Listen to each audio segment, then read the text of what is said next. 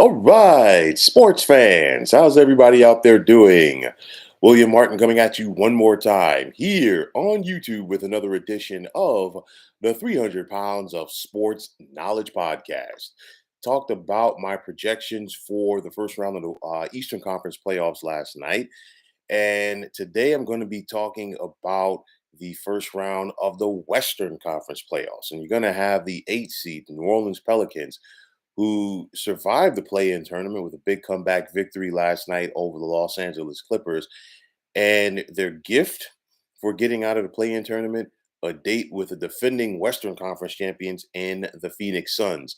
Now, for the Pelicans, this is their first trip to the playoffs since 2018. And you got to give a lot of credit to head coach Willie Green for keeping this young team on track. You look at CJ McCollum, who was acquired from the Portland Trailblazers midseason, and the contributions that he has made as a scorer, as well as Brandon Ingram, who is beginning to come into his own.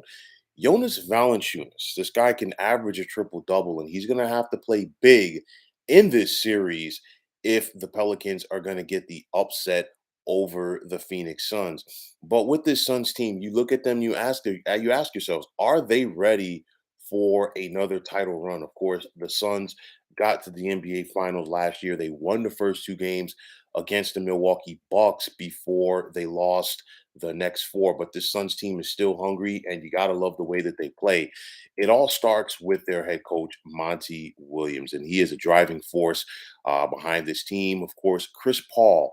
The health of Chris Paul is so important because he is that floor general for this team, and he gets everything going.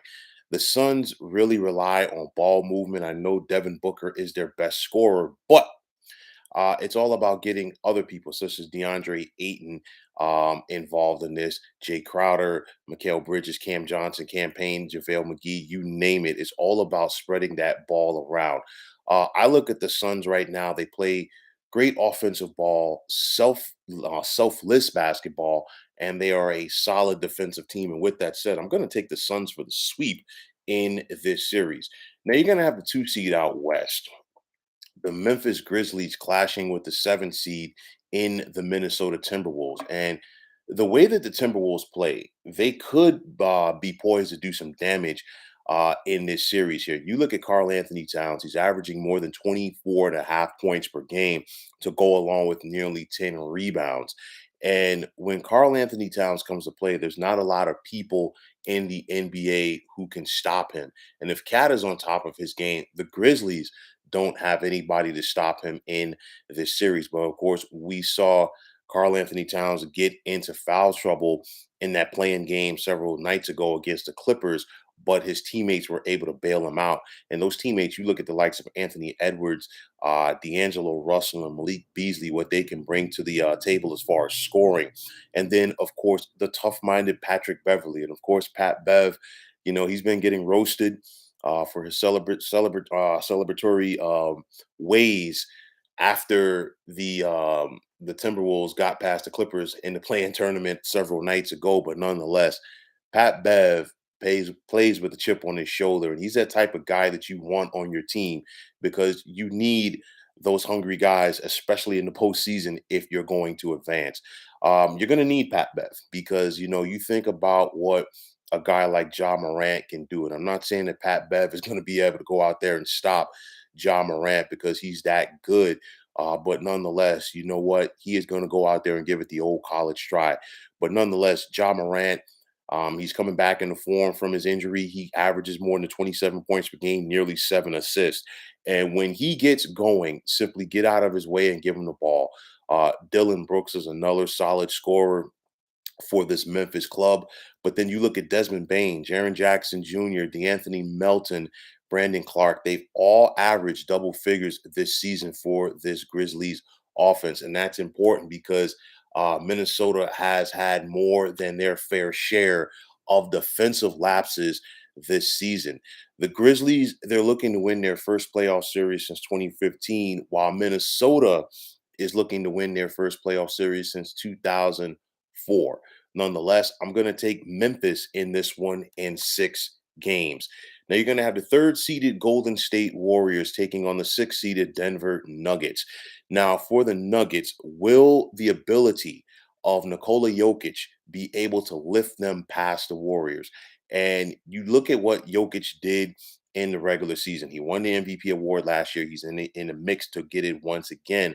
But Jokic averaged more than 27 points, nearly 14 boards, and 8 assists this season. And, he basically had to get a triple double uh, on the majority of the Nuggets games due to the fact that no Michael Porter Jr.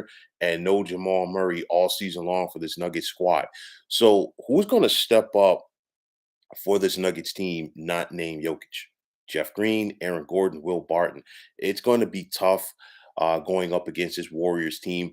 Golden State is hopeful to have Steph Curry for this series. He's probable for game 1, and that's a big step in the right direction for them. But you still have a veteran bunch on this club that knows how to win this time of year with Klay Thompson, Draymond Green, Andre Iguodala, and of course, new players such as Andrew Wiggins and Jordan Poole. These are going to have to be the guys to step up for the Dubs in this series if they want to get past Denver and on to round 2. You have a pair of coaches in Mike Malone and Steve Kerr who have been there and done that in the postseason. But I'm going to give the edge to Golden State. I'm going to take the Warriors in this series in 6 games simply because you know what? I think they're going to go out there and let Jokic do what he is capable of doing. But the bottom line is somebody else is going to have to step up for the Nuggets, and I don't see that happening. Thus, I'm going to take Golden State in this series in 6 games. And finally, the 4-5 matchup. And it's lost some of its luster as you're going to have the Utah Jazz getting it on with the Dallas Mavericks. And for the Jazz, they're definitely going to go out there and look to take advantage of the Luka Doncic calf injury. He's not going to be available for game 1. And, let's see what his availability is going to be throughout this series. But nonetheless, with the Jazz, you got Donovan Mitchell, who, he wants to get going. He wants to be a spark plug for this Utah offense. You also have Bojan Bogdanovic playing off of him. But then the contributing factors, the likes of Jordan Clarkson, Rudy Gobert as a rim protector and a rebounder, Mike Conley and Hassan Whiteside as another rim protector. That's going to be very important in this series because the likes of Jalen Brunson, Spencer Dinwiddie, and Tim Hardaway Jr., they're definitely going to have to turn it up a notch in the absence of Luka Doncic. Will they be able to do it? We'll have to wait and see. Quinn Snyder, he's been there and done that many series as a postseason head coach with the Jazz. Jason Kidd, his first time around with the Mavericks in the playoffs.